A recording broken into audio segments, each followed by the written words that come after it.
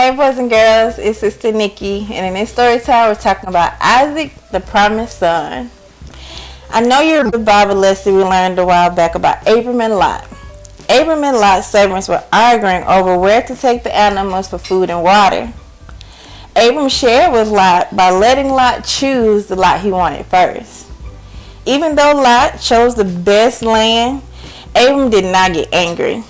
Abram knew God would care for him. Abram waited a long time for God to give him and Sarai the children he had promised. Then once again, God came to Abram and reminded him his promise that he would be the father of not just one nation, but of many nations.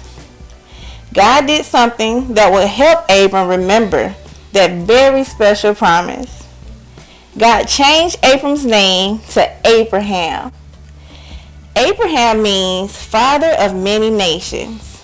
God also changed Sarah's name to Sarah, or princess, because she would be the mother of many nations. Abraham believed God would keep his promise.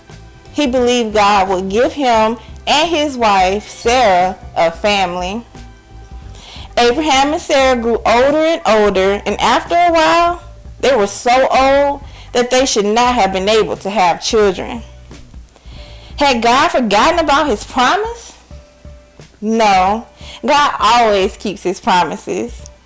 One day, God sent some strangers to Abraham. They were messengers from God. They asked Abraham, "Where is your wife Sarah?" "She is in the tent," Abraham answered. "At this time next year, Sarah will have a son," one of the men said. Sarah had been listening inside the door of the tent. When she heard what the strangers had said, she had started laughing. She thought, "I am too old, and Abraham is way too old to have a son." "It's silly to even think about," Sarah laughed to herself. Then the stranger said to Abraham, "Why did Sarah laugh? Is anything too hard for God?" God had not forgotten his promise to Abraham.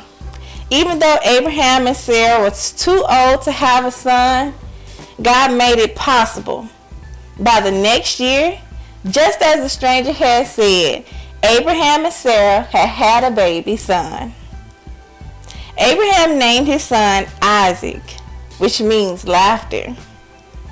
Sarah had laughed when she did not believe God's promise, but now she laughed in happiness that God had given her a son.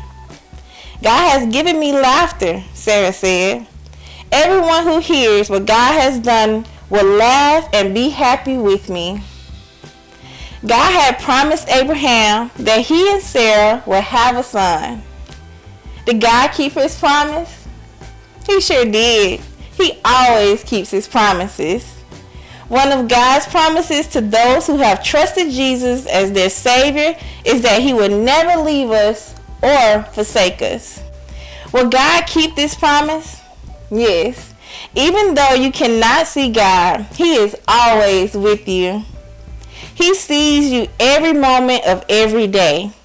He sees you when you're doing what is right and what is wrong.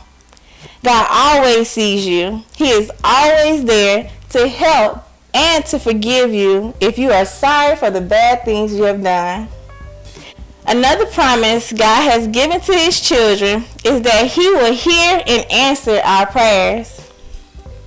If you pray to God, asking him for what you need and want, he will answer. But you must remember that God knows what is best. When you ask your father and mother for something, do they always say yes? Sometimes parents have to say no. Sometimes God has to say no. He says no when we ask for things that would not be good for us. Sometimes God says wait.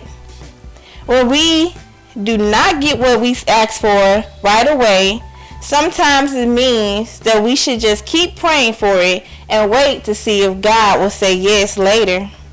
But God always keeps his promises. But just like Abraham, sometimes we have to wait. Now it's question time, boys and girls. And question number 1, What did the strangers tell Abraham? That Sarah was going to have a son. And question number 2, did God keep his promise to Abraham? He sure did. And question number 3, what was the name of Abraham's promised son? Isaac.